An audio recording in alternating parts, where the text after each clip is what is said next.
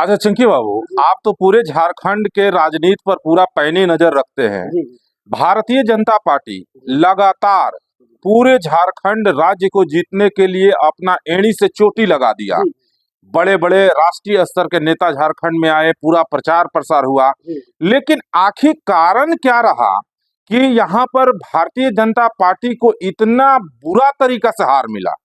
देखिए, कहीं न कहीं अगर पॉलिटिकल व्यू से अगर हम देखें तो झारखंड एक ट्राइबल एरिया है बिल्कुल और यहाँ पर एक स्थानीय मुद्दा, बिल्कुल। झारखंड का स्थानीय मुद्दा गौन हो गया। इसका कारण था कि झारखंड बीजेपी के राष्ट्रीय स्तर नेता पर डिपेंड हो गई। हम्म। यह पूरा झारखंड बीजेपी का जो प्रचार है वो शिवराज सिंह चौहान, हेमंत बिस्वा शर्मा पर ही घूमता रहा।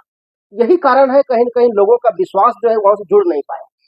तो क्या ये माना जा सकता है कि जो बाहर के जो पॉलिटिकल लोग आकर के जी। और यहाँ के पब्लिक को अपने पक्ष में करना चाहे वो सफल रहे? नहीं, वहाँ पर तो सफलता उन्हें नहीं मिल पाई। कारण क्या रहा कि यहाँ का लोकल लोग जो है वह लोकल नेता के ऊपर ज़्यादा भरोसा जताना चाहता है और यही कारण देख रहे हैं कि जो स्थानीय मुद्दा को जो नेता यहाँ से लेकर चले, जैसे हेमंत सोरेन है, जयराम महतो है, उन पर लोगों का विश्वास ज़्यादा बढ़ा।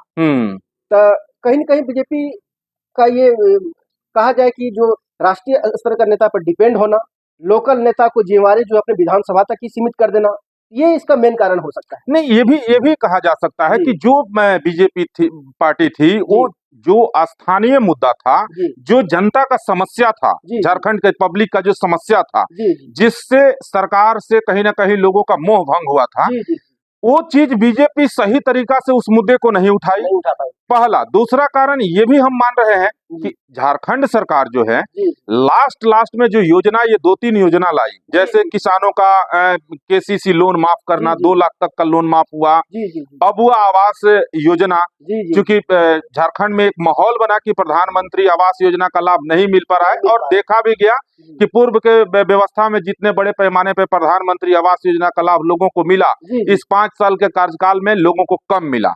इसके वजह से हेमंत सोरेन जी ने लाया अबुआ आवास योजना। अबुआ आवास योजना भी बड़े पैमाने पे लोगों को मिला। मैया सम्मान योजना, ये डायरेक्ट लोगों को मिला।